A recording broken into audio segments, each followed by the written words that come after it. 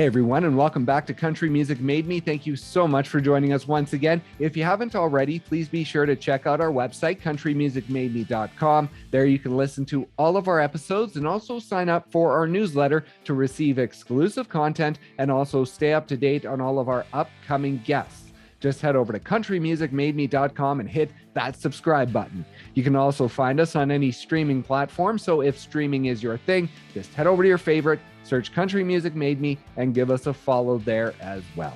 On today's episode, we are excited to welcome Corey Kent. Now, his musical journey began as a youngster when he fronted the Western swing band Oklahoma Stomp.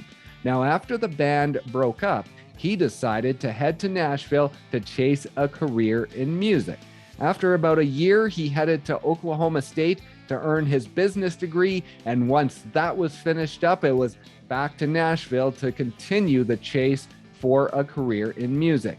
It has been ongoing since 2016, and 2021 was a big year, and 2022 is set up to be even bigger. So please enjoy our conversation with Corey Kent.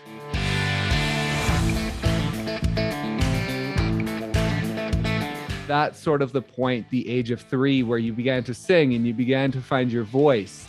And so from that age, do you have any memories of that, or like stories that your parents tell of a moment where you sort of found your voice? I mean, I think I was like, so I have a 4-year-old little girl right now, and I think it was probably similar to this. It's just like sing along to something on the radio, and your parents are kind of like, oh, she actually is hitting the note, right? Like she can hear what is right and wrong. Right. And I think it was more that, I don't think my parents growing up were like, oh my gosh, we've got a prodigy on our hands or anything like that. I was a pretty normal kid, playing sports, and wanted to do that, throughout school, and played football and wrestled and did all the normal stuff. But, I think I was 8 when they put a guitar in my hands. And then I think the interest was what, they saw was different. And I don't think that my parents would tell you that, I had this just crazy natural ability. I just had a crazy unnatural interest. Like I just loved it. And, I had friends that their parents were putting them in piano lessons, and it was just like pulling teeth to get these people to practice apparently. And right. For me, it's like, I'd come home from football practice and I'd grab my guitar and I'd be in my room for 5 hours, and I just loved it. I ate it up. So I'd say like between 8 and like 10, 11 years old is where they were like, oh, this kid might be a little bit different than the average guy when it comes to music, because I really just loved working at it and getting better. And did you have any talented musical people within your family? Like, was that something you had around you growing up, or were you really an anomaly when it came to that within your family? I would say I'm more of an anomaly, but my mom can sing. She's a great, beautiful singer. But nobody played instruments. Nobody had any musical background really of any sort. So, picking up an instrument was pretty foreign to my family. Okay. And that's really where I started. Before being a quote unquote vocalist and like approaching that like an instrument, I approached guitar like my instrument and wanted to get proficient in that. And so, yeah, I think my family thought it was pretty cool though, because now they had something to sit around and listen to at the gatherings and stuff like that. So, but it was. I would not consider our family very musical, which is kind of cool. It just seemed like as I got older and it turned from a interest to a hobby, and from a hobby into a job, and from a job into like a full-on career, it's been cool just to see how my family receives that. That's still unique and different to them. And it's a fun topic of conversation. Yeah, absolutely. And family, of course, is a big part to anyone's journey. And I wanted to ask you about a few certain family members that I saw you mention along the way. And one was your great grandfather, who you mentioned started a lumber mill in Broken Bow, Oklahoma. And yeah, I think you sort of mentioned he was one who instilled hard work and the importance of education within the family. And now, is he someone you knew when you were younger, you had the chance to know? So this is my grandfather on my mom's side, his dad. Okay. And he unfortunately had passed before, like right before I was born. Okay. But our family has done a really good job of just passing down the past and our culture and where we come from. And so my grandfather talks about his dad and talks about him so often that he did a really great job of, relaying to us where we came from, and talked about his dad so often and in such great detail that we feel, all the generations below, like we feel like we knew this man. And we see pictures, of course, and we talk about his journey and what he passed on to us. And yeah, so while I didn't get the chance to meet him, face to face, I feel like, I mean, I know almost every detail about this man, which is pretty cool. And I hope that I can do that for my kids whenever I talk about my dad or my grandfather, and let them know the kind of people that we had in our family and what was important to them. And so, yeah, I mean, he did start a lumber mill in Broken Bow. And I think it's really cool that you did your homework enough to even know any of this story. But he had a ninth grade education, and he just was kind of the typical story of the generation. Stopped going to school to help his family provide, and somewhere along the way he was very successful in that industry, and was able to buy some land and started teaching my grandfather how to buy land, how to look for certain things that would lead to prosperity when you do buy land. And so our whole family legacy is kind of built on the things that he passed down. Okay. And he was married to one woman his whole life, and then my grandfather the same.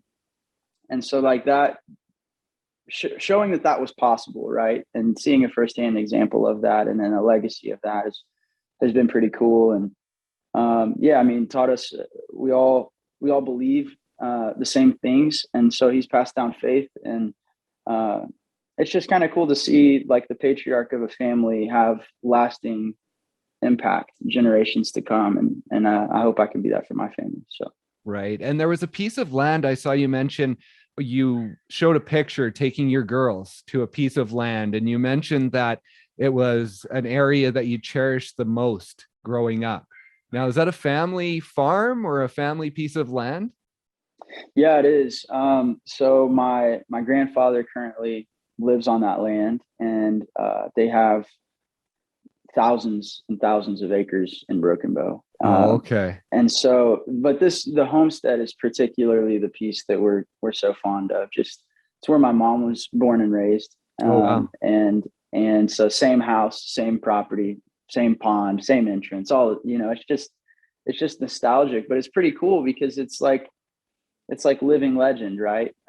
If you've ever watched the show Yellowstone, I feel like our family is a lot like that family in Broken Bow. It's a Okay. much smaller scale, but it's this it's a very similar setting, in that there's a huge Choctaw population there, and they're building the town up. Casinos are popping up, and it's become a very heavily a big tourist attraction. And Oh, there's okay. maybe 3,000 people that live in this town, but now there's like almost 10,000 cabins for rent. Oh, wow. And so it's become in the last few years, the place that we grew up knowing is changing rapidly, and it's all good for the economy and for the growth of the town and everything. But that particular piece of land is in the heart of everything that's going on. So we're sitting there on this, where my mom was born and raised, and now it takes 30 minutes to take a left out of the front of their house, because Oh, wow. you're in the heart of all of the development, and we're the family that just keeps sitting on this land, and we're like, we're not selling this. Like, this is our home, right? Right. So it's a pretty wild story. Somebody actually told me, you got to watch Yellowstone. Like, it's just like your family's story right now. And I had never watched it. And after episode 1, I was calling my grandpa, who doesn't even have a cell phone. He refuses. And so I had called the house phone. I'm like, you guys got to watch Yellowstone. This is unbelievably like parallel to what's going on in your world. But it's a special place. And we take our kids out there get them familiar with the land, and hopefully, like I said, just keep passing on that history and that legacy of where we come from. That's awesome. And so, with family being such an important part of your journey and that land and the changes that you're seeing around it, do those themes make it into your songwriting quite a bit when you're sitting down to write a song? Do you pull from those memories quite a bit? Yeah, I mean, I think some songs I get way more specific than others. I know there's a song called "Long Way" that I wrote that references, you know, it references my story, my great grandfather, my grandfather, where I went to school. There's a line in it said, "He believed that I needed more than a small town lumber mill knowledge." Like, it gets very specific, so specific that at one point, the people on my team were like, "Hey, I don't know if this is going to work. It might be a little far-fetched to think people are going to relate to it if it's this specific." Right. But what's been cool is that the more specific I seem to get, the more universally accepted and relatable it becomes. And I don't know why that is, but I recently, I haven't released this yet, but I wrote a song called Bixby, which is my hometown. Right. Yeah. And it hadn't been put out yet, but I've been, releasing maybe a verse or a chorus to social media, and we rolled through and played Tulsa, Oklahoma, and I played that song, and people, it was a moment where I could just back off the mic and they sang me the song that hasn't been out yet. Oh, and wow. it was another one of those songs where it's like, who would have thought that somebody would want to sing about Bixby, Oklahoma? And people are mentally taking Bixby and removing it and inserting their hometown and relating to this song. And it's pretty cool to watch. So I get specific, but I also, the songs on the radio aren't always that specific either. So we try to toe the line and make sure that we round out these records and give a little taste of everything, to appeal to a wide variety of people. Right. And so your first performance, I saw, of course, the one that's sort of always mentioned is your performance at Cain's Ballroom. But I also saw that maybe around that time you performed at the Oklahoma State Fair. So which one was your very first performance? So the State Fair was actually first, and it landed me the real first gig, which was Cain's. Yeah. So the reason I say the real first gig is Cain's was where I got paid for the first time to play music. There was a real crowd there to see us, where people bought tickets to watch us. The fair was, somebody pulled a favor and we're like, yeah, get up there and play for 30 minutes, and and people were just walking by, nobody was there. Nobody knew that I was there. Nobody was there to see me, maybe my dad or my mom or something. But right. But the funny thing about the State Fair was I only knew maybe 4 songs. Oh, really? Period. But I was like, it's the State Fair. Nobody's going to stand around long enough to hear all 4 songs. So I can just play them on repeat. I can just loop them Right. and nobody's going to know. And you know what? It worked brilliantly. And at that event,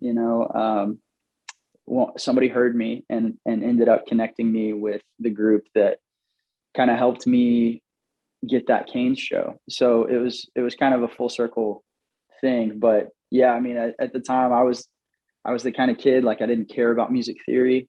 I didn't have any interest in learning that. I was like, I want to play the guitar and I want to play this song. Teach me how to play this song. Right. So I found a guitar teacher that would do that, after going through quite a handful of frustrated guitar teachers that wanted me to learn theory. Finally found a guy that was willing to do that and taught me a few songs. And I was like, all right, I'm ready to play a show. Let's go to the State Fair. Right.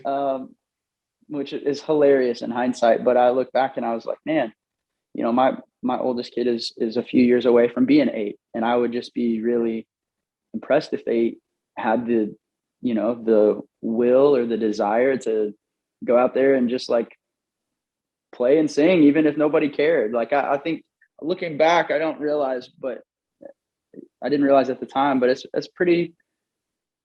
a pretty courageous thing to do at 8 years old. And at the time it was just like, this is what I want to do. Don't overthink it. Get out there and do it. But Right. I probably should have been more scared than I was. You know what I mean? Or nervous at least. Right. Yeah. And so for the Cain's Ballroom show, I think you were 11 when that happened. Now, at that point, before that show or directly after that show, was it like music is what I want to do for the rest of my life? No, I mean, the Cain's Ballroom show was offered to me. So we played Western swing music, which is like what Willie Nelson listened to. I mean, it's the evolution of country music one step prior to really like the era of Willie Nelson and Christopherson and all of those guys. So This is Bob Wills and the Texas Playboys, Asleep at the Wheel, those kind of that Texas swing, Western swing thing. And I knew nothing about that kind of music, but because those people had heard me sing at the state fair, they gave me a chance and they said, here's the music you need to learn. And if you learn this and you want to be the front man for this band, we can pay you. And I went, you can get paid to play music? I had no idea. I was like, this is amazing. I thought it was just something people did for fun. I didn't understand that you can make money doing this. Oh, okay.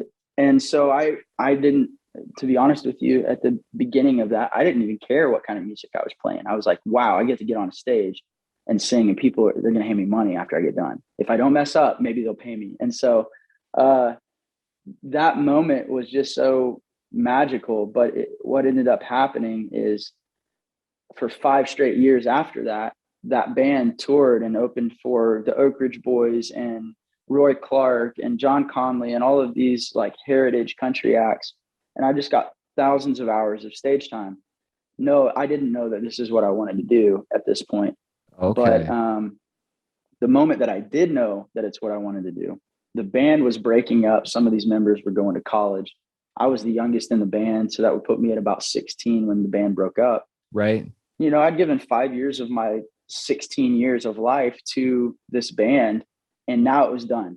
And so I knew how hard it was to get from, you know, year 1 to year 5 in terms of growing something and selling tickets. And it was daunting. And so now I thought I have to restart. And I don't know if I want to do that. Maybe I just want to be a regular 16-year-old kid that goes back to playing football and whatever. Right. Yeah. And there was a moment that happened at the Spirit Bank Event Center in Tulsa. Willie Nelson was coming through town, and I scalped the ticket. And I'll spare you the long version unless you really want to know, and then we can dive in. You can ask questions. But yeah, I made a sign while I was there with some cardboard that I found, and I borrowed a Sharpie from some stranger, and I wrote on the sign, I said, "It's my dream to play a song with you." And the night progresses and I'm in the nosebleeds and find my way down closer, which I wasn't supposed to be down there, but you know, you just act like you know what you're doing and hopefully nobody says anything. Right. Yeah. So I'm closer to the stage holding the sign up, and Willie, you know, he leans over the stage and he throws me a bandana off his head, and I catch the bandana and I put it in my pocket. And you could tell he was trying to get me to put the sign down because, you know, people paid a lot of money to sit that close to the stage and I'm Right. blocking their view. Oh, okay. So I put the sign back up and he throws me another bandana, like, really, kid, put the sign down. So I grab the bandana and I turn around and I give it to the guy behind me and I'm like, sorry, dude. And I held the sign back up. And eventually he leans over and he goes, all right, what do you want to sing, kid? And I was like, at this point in my life, you have to realize that every concert I ever went to, I almost couldn't enjoy them because I was thinking about what I would want to do if I got the chance to be on stage. Okay. And so I knew as soon as he asked me, I was like, I want to sing Milk Cow Blues by Bob Wills. And his eyes lit up like, what in the world does a 16-year-old kid know a 1930s Western swing song for? Like, right. Yeah. So I knew that Willie, I'd run this scenario in my mind. Like I knew that he knew this song. I've seen him cover it before. I also knew that a crowd full of Willie Nelson fans did not want to hear some 16-year-old sing one of Willie's hits. So that was going to be a non-starter. If I was like, I want to sing Whiskey River. Like, no, they came there to hear Willie sing that. Yeah. So I played it out. I'm like, this is the perfect song. Plus I've played this song probably over 1,000 times by this point because I was in this band and we played this song every night. So got up on stage, and Willie let me sing this song, and he was right next to the mic just because he didn't know. I mean, I could have got up there and been horrible. Yeah. And he was ready to take over. He was right there. You know, I walked up and he goes, "Everybody, this is Corey," and crowd goes crazy. And I start singing, and he's right by his mic looking at me in case he needs to take over. And then as soon as I got through the first verse, he just smiled and backed off the mic, let me sing the whole song. And it was one of the most magical nights of my life. And that was the night, you know, after that, after stepping off stage and going, okay, I think the universe just told me what I'm supposed to do. Cause I was at the crossroads. I was this close to being like, I'm not restarting. I'm not going to go back after music again. And right.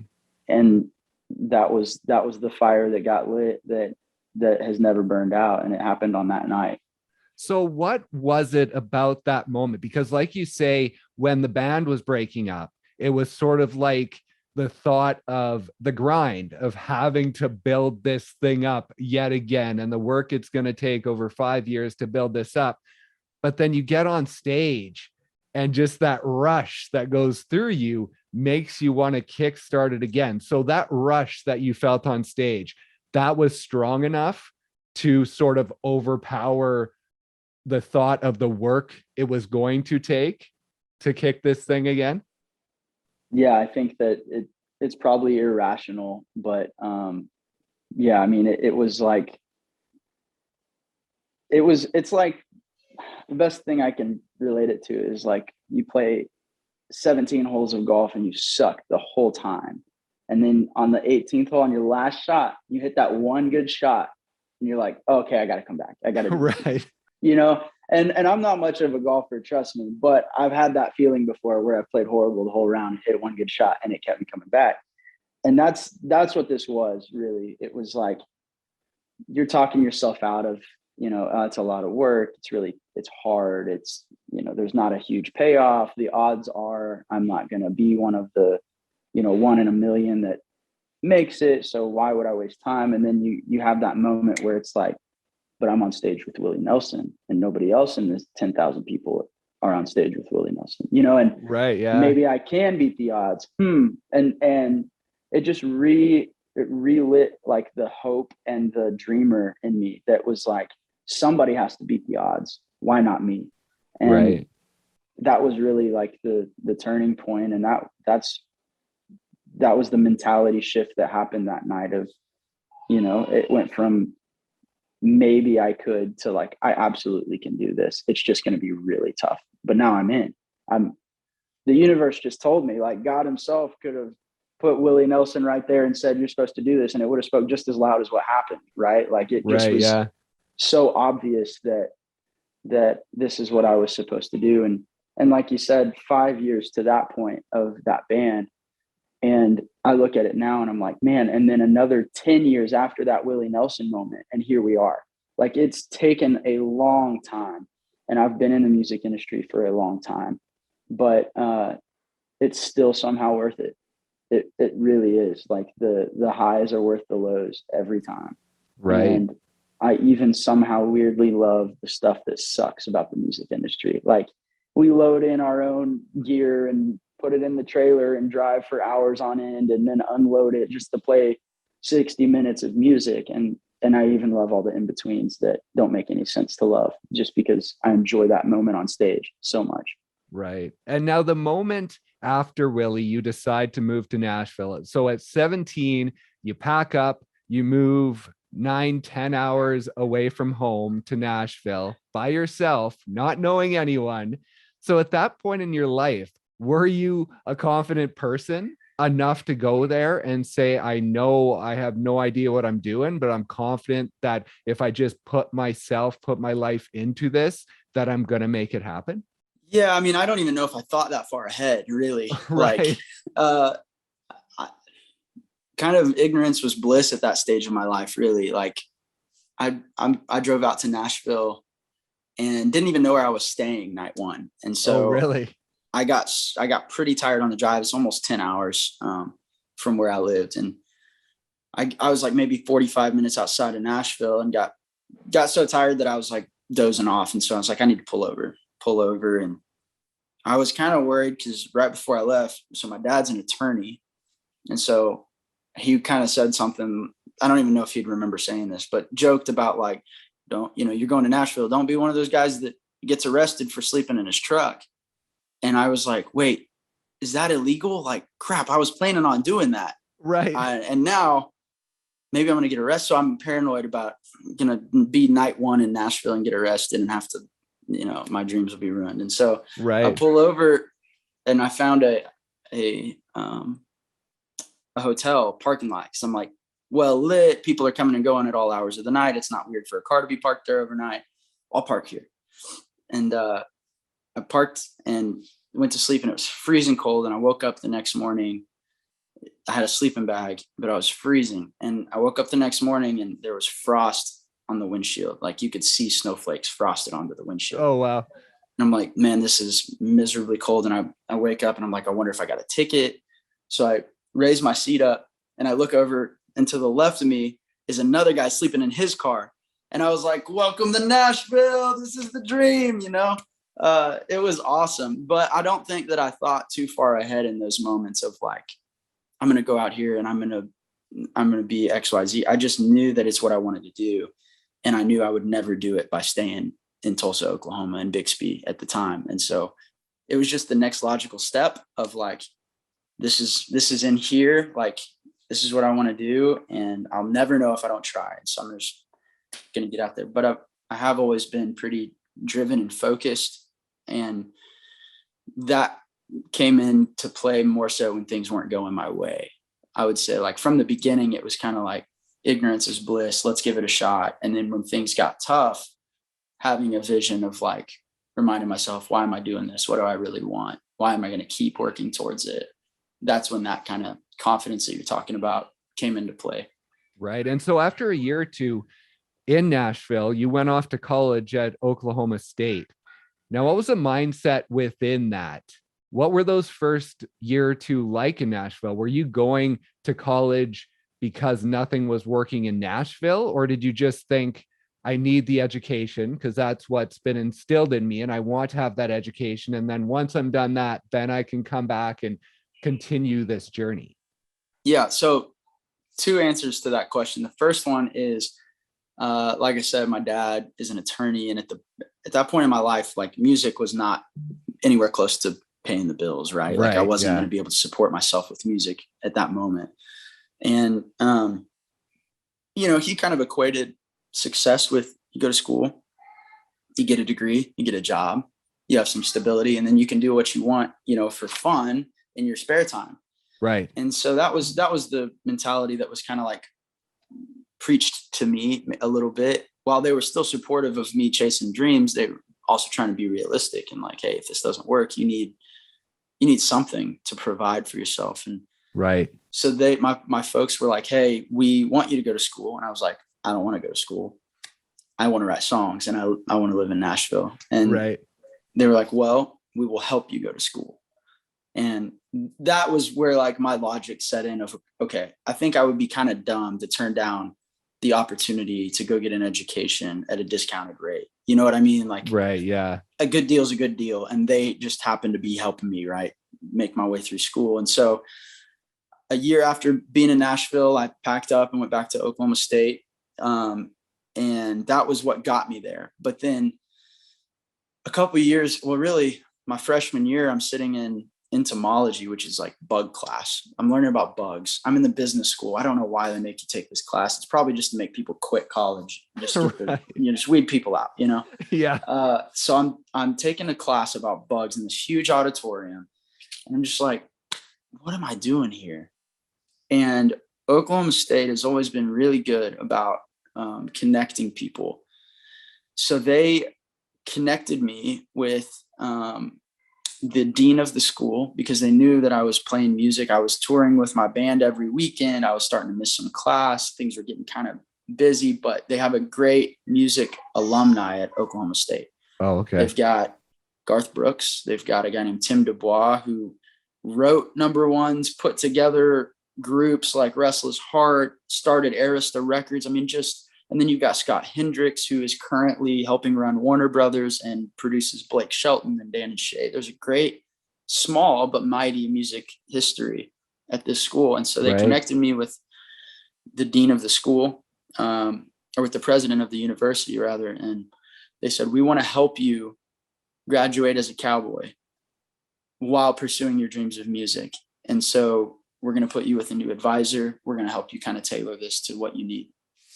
And that was the most impactful thing that happened to me while I was at school. Was 2 years in, I was able to find out that I could go back to Nashville because I could finish my business degree online, but still graduate as a cowboy, not with any sort of lesser degree than I wanted in the first place.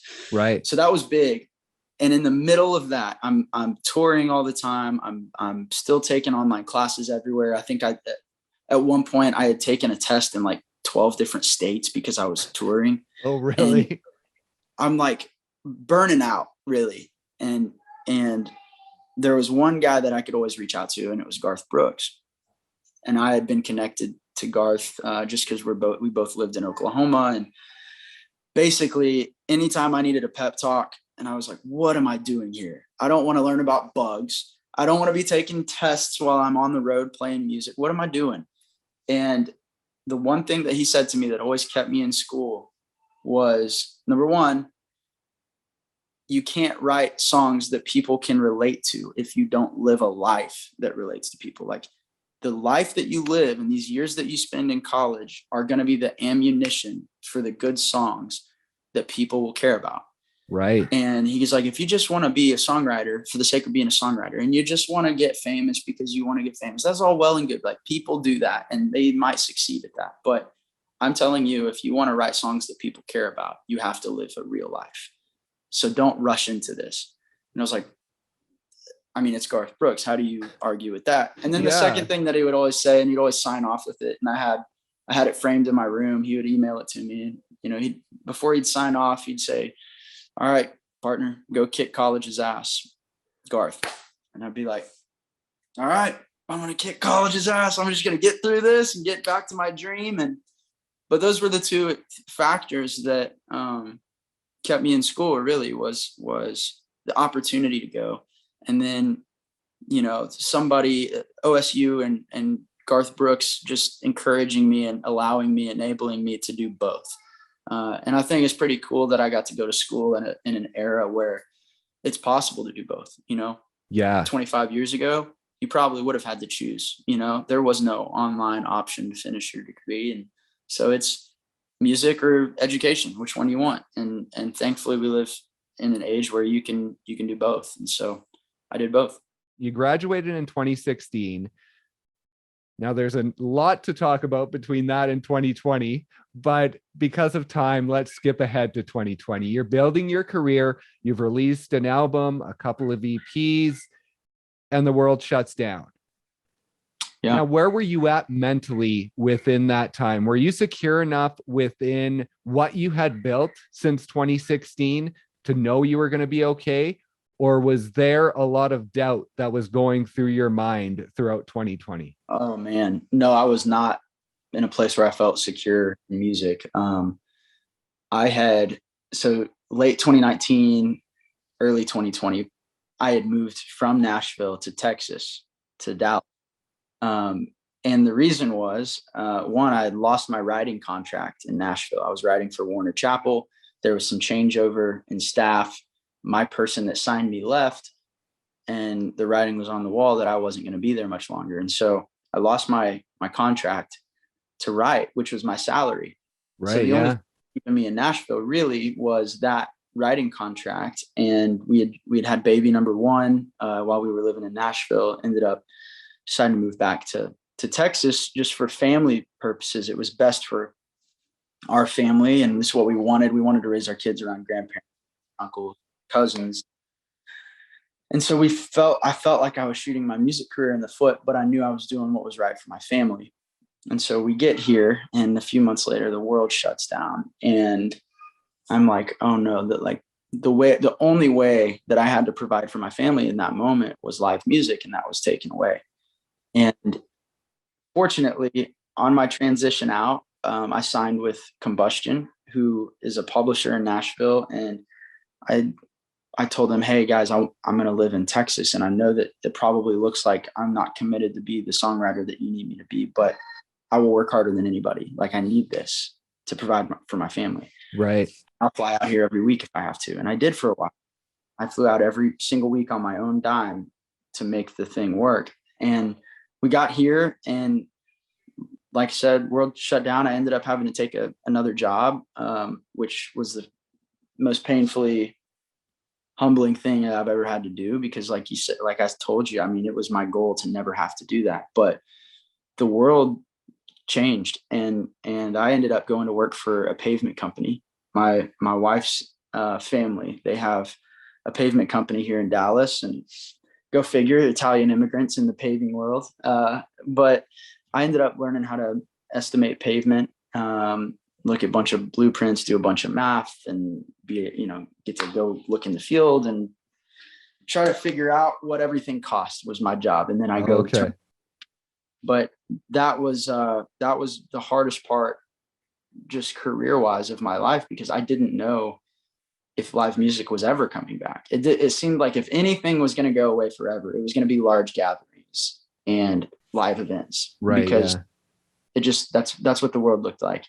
But in that time, I just started working harder and harder at writing. And I came out the other side with a bunch of new songs. And I think a lot of people took that as a break. And I came out swinging, because as soon as I had the opportunity to play that first show, and it was in January of 21. Yeah.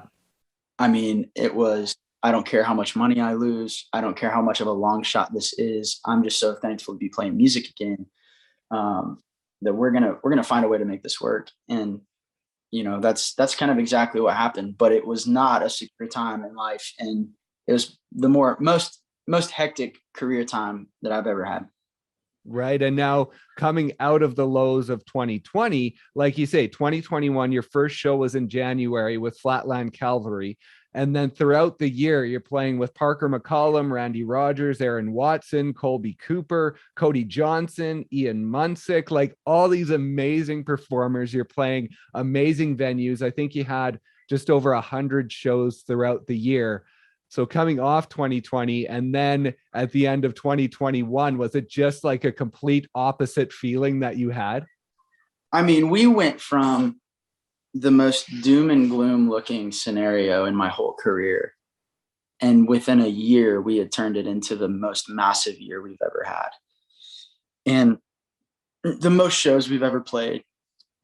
Like, I mean, January of 21, we got one show. And I think February we had 2 shows.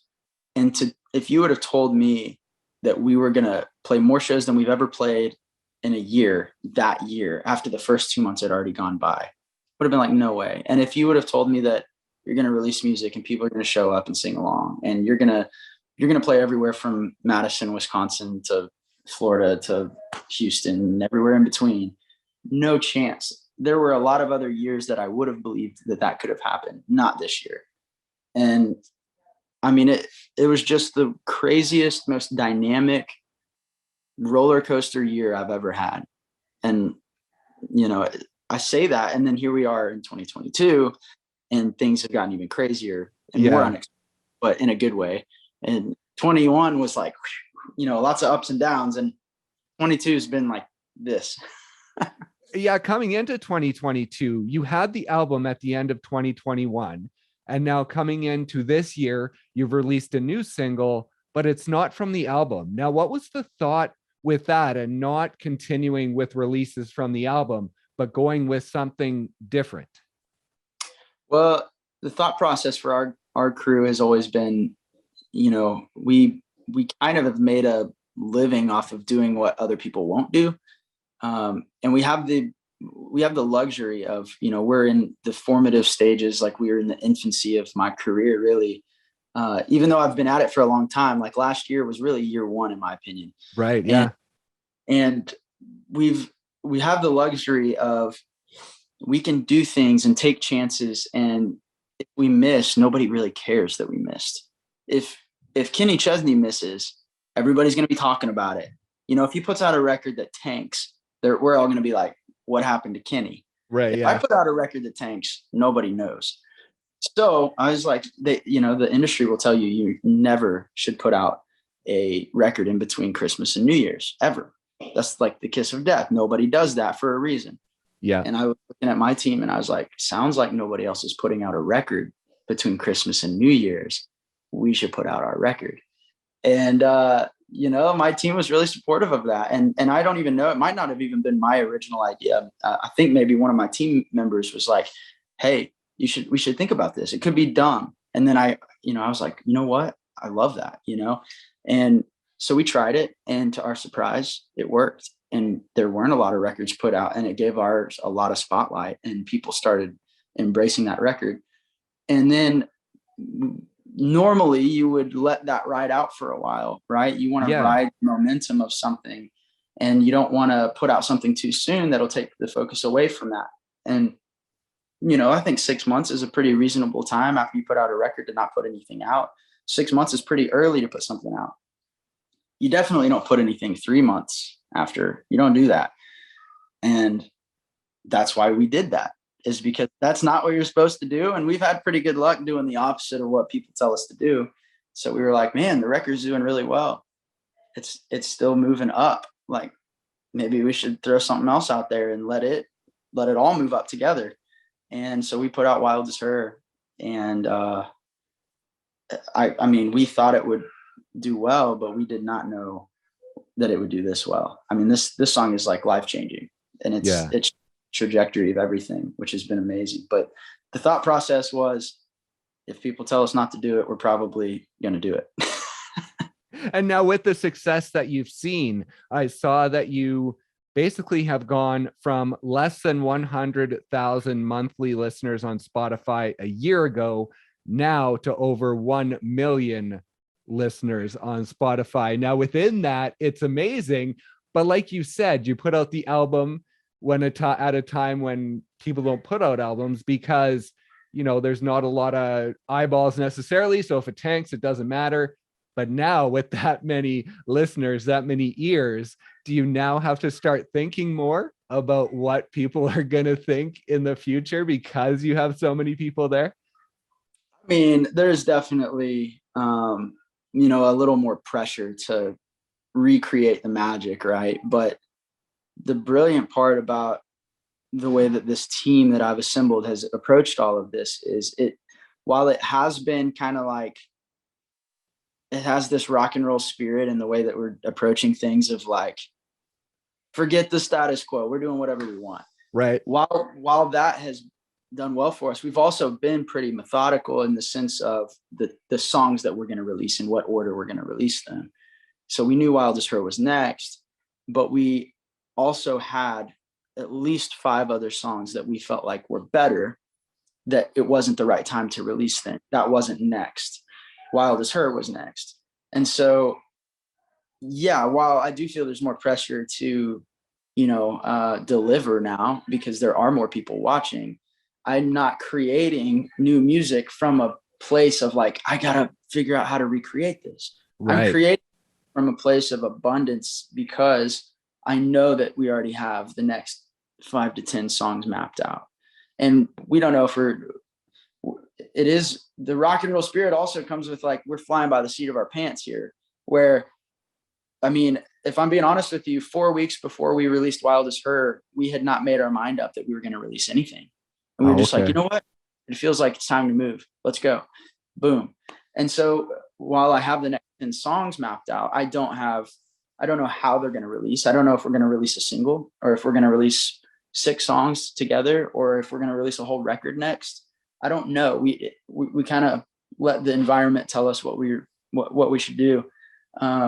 But I don't feel pressure in a negative way.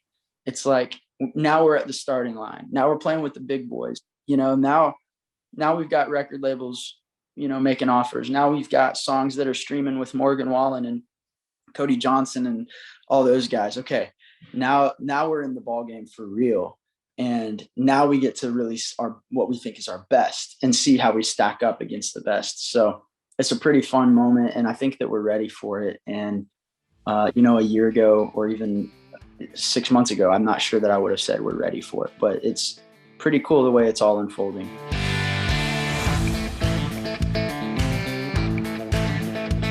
Thank you once again so much for listening, and thank you to Corey for stopping by and sharing his story. Be sure to check out his newest single, Wild as Her, wherever you stream your music.